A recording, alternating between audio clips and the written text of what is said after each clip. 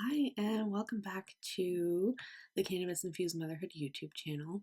It has been forever since I've posted on social media or recorded a new video, and I thought it's about time to get back into the groove of things since my car accident in July. Um, it happened on July 20th, and I'm just going to kind of tell the story, talk about what happened. Um, that day in the accident, and I'll probably record a couple of videos talking about different aspects of what occurred during the accident, during my hospital stay, during the healing process up until this point, and I'll probably continue just to update a little bit on how things are progressing and how things are going.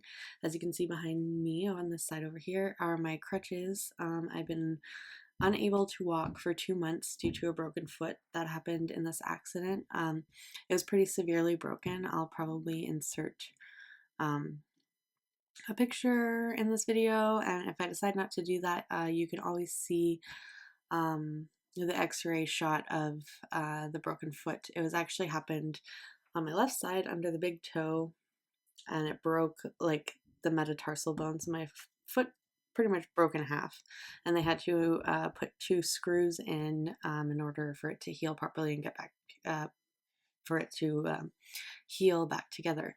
And a couple days ago was 2 months since the accident, and I'm still not walking.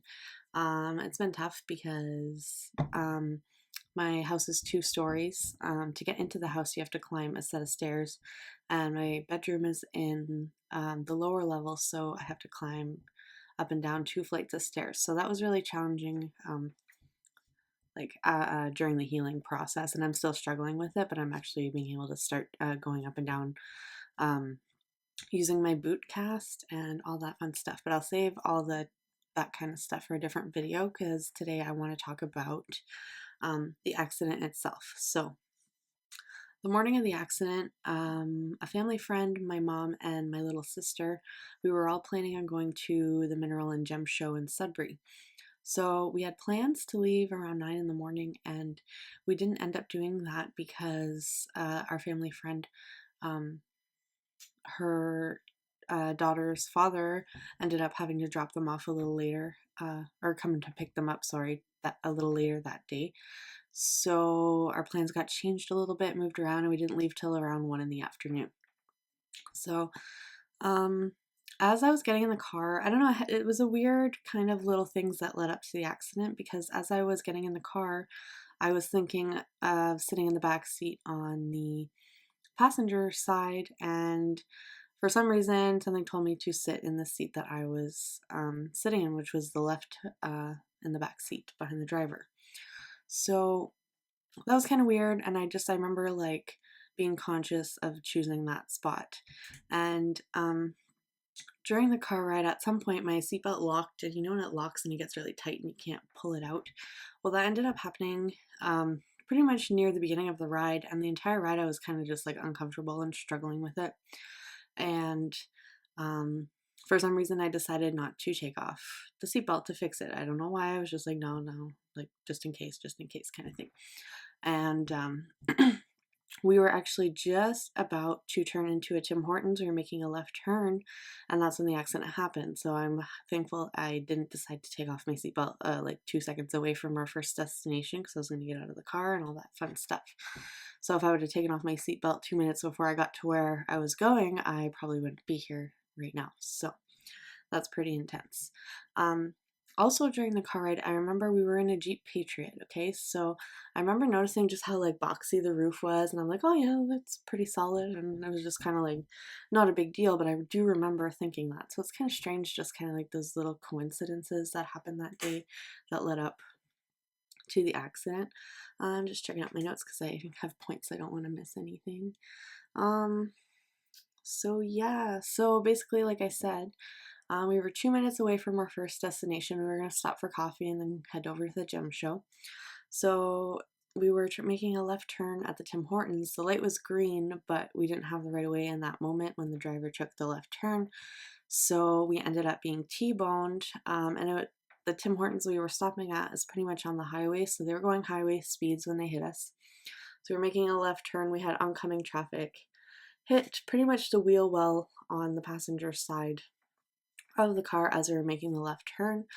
Um, and I remember the accident as kind of like pictures that just kind of like flashed. Like I saw two vehicles. I thought two vehicles hit us because I saw a red vehicle. I don't know if it was a van, but it was like a bigger SUV or van kind of vehicle. And there was also the black van. Um, and I guess I closed my eyes when I saw like the cars were like just about to hit us. So it was pretty intense. So only one hit us. The black vehicle is the one that hit us. So we spun around and we ended up flipping over onto the top of the Jeep. And after like all the movement and stuff stopped, I was just hanging there in my seat, and I just like had this voice come into my head, or it was just like my intuition, and it was just like, you're okay, you're okay, you're okay. And I just kept like repeating that and repeating that. And then the next thing that I remember is my brain going like, okay, so is Caroline okay? Is Caroline okay? Is my little sister? Is your little sister okay? Is your little sister okay? Is your little sister okay? So I was kind of scared to look over at her because she was on the side of the impact, so I was petrified. At that point, I heard the driver and my mom yelling and like screaming, and so I knew they were like still here with us. So very grateful. But anyways, I just kicked into gear, and I, as I unbuckled my seatbelt and fell, my phone was just right in front of my face. So I grabbed it and I dialed 911 because what else are you going to do in a situation like that? So I was just trying to stay calm. I was telling everyone to stay calm, and I decided to dial 911. And as the phone was ringing, I heard people outside of the vehicle like yelling, like, come this way, like trying to help us get out. And it was very disorienting and overwhelming. So I got Carol Ann out of her seatbelt, my little sister. I got her out of her seatbelt, and uh, I made sure that she was out first. We had to go out the hatch part of the Jeep. We had to go all the way through the back. We had to like crawl underneath the back seats. It was so disorienting. Like it is completely different when you are hanging upside down or when you're trying to get out of an upside down vehicle.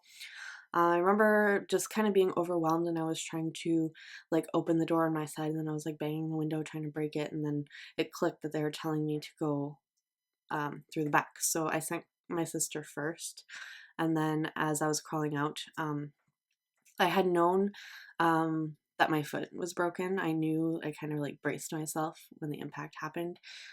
So I knew that there was something definitely wrong with my foot. So when I got out, there was two people on either side of me, and I'm like, I can't walk. Like, so they, kind of carried me over to the side of the road. They sat me down on a little bucket or something, and then it was just overwhelming, and I'm kind of reliving it as I'm telling the story. So, uh, during the time where they were helping my mom get out of the car, I had this wonderful lady. I wish I would have gotten her name because she stayed with me the entire time um, after the accident. And while other people helped my mom and the driver get out, it was crazy. Anyways, I was so worried about contacting my husband because I don't know, he was one of the first things that popped in my head as well. Was like, oh my god, he needs to know that I'm in this situation right now so that he can come to the hospital, find babysitter, all that stuff. So I had managed to unlock my phone, and I asked the lady if she could call my husband's number on the phone, and she did, and she started speaking to him. And I remember like feeling almost like I was gonna faint, like I was gonna pass out, like I didn't feel like didn't want to lose consciousness, and I felt like it was like approaching. So um after she handed me the phone, I got to talk to my husband a little bit, and I told him what happened. I told him I was okay. And as I was telling him I'm okay, I looked at the people. I'm like, I'm okay, right? Like I'm okay. And they're like, yeah, you're okay, you're okay. And then, like I said, I was starting to feel a little bit faint, so I let them know that. So they laid me on my back. And as I was being laid on my back, I looked to my side, and my mom was sitting there. She looked relatively okay, and I saw the driver as well. She had blood all over her. She turned out to be pretty okay too. She was released that evening, but at the time she had a big gash on her arm, and it was like gushing blood everywhere. It was pretty Pretty dramatic and tragic and terrifying. As they were putting me on the stretcher, I had a big gash on my neck, which healed up relatively quickly. And I also had a big gash down the side of my chest. I actually still have a scar there, which I probably will for quite some time. Um, so it was kind of like seatbelt burn. Um, they were um, they were worried that my neck was broken, so they had to put one of those neck braces on, which was so uncomfortable. It was awful. Um, so yeah, after that, I got wheeled into the ambulance. I was still talking. I had managed to call my husband again while I was in the ambulance, just letting him know, like, I'm still here. I'm okay. Um, and he was freaking out. I feel so horrible. I can't imagine receiving a phone call like that. Um, so yeah, it was quite an experience. Like, there's nothing like it, and I'm very grateful that every single person involved in that accident walked away without like, well, not without a scratch, let's say, but still here and are eventually going to be okay. Like, I don't know, I'm just so humbled and kind of like, I've had my moments where I'm like super depressed and sad and like, why did this have to happen? Why am I like, being put through this and stuff like that? But in the grand scheme of things, like, I could not be here right now if my mom could not be here right now. She is very lucky to be alive because she was in the passenger seat, and the way the other vehicle hit was on the wheel well. If it would have been a couple inches closer to her, she might not have been here, or she might like be a vegetable. And you know what I mean? Her back was broken from the impact. It was like the two little sides of the vertebrae. I'm not sure the technical name for that, but she's walking. She's got a walker. She will be okay. Like, no back surgery, no nothing like that. She's just very sore, a lot of other bumps and bruises, just like me. Like, I had a pretty bad whiplash in my neck.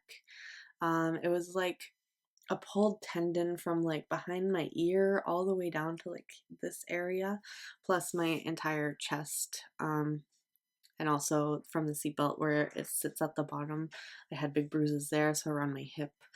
Um, yeah, pretty intense stuff. And um, yeah, my little sister, she would was completely fine. She was completely fine, and I don't understand. I don't know how, but I'm grateful that I picked the seat I sat in, because maybe she wouldn't be completely fine if she was sitting where I was. I would rather, have the broken foot and be crutching it around and like have my summer ruined rather than hers, because in May, actually, we just lost my stepdad, which was her biological father.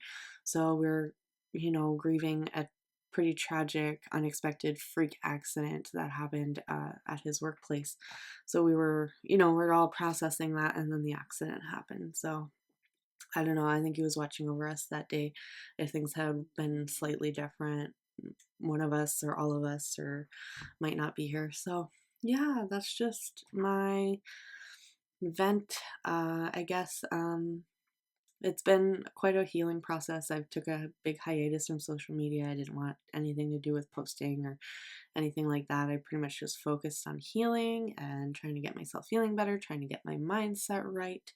And now I'm excited to be back and feeling good enough to start recording videos and like doing things that I enjoy to do, instead of just kind of laying around and, you know, I listen to a lot of guided meditations and ASMR, or just lay down and listen to music or binge watch Netflix. I just literally just took time off to absolutely rest. So I'm starting to get bored and need to do some stuff. So thank you for tuning in.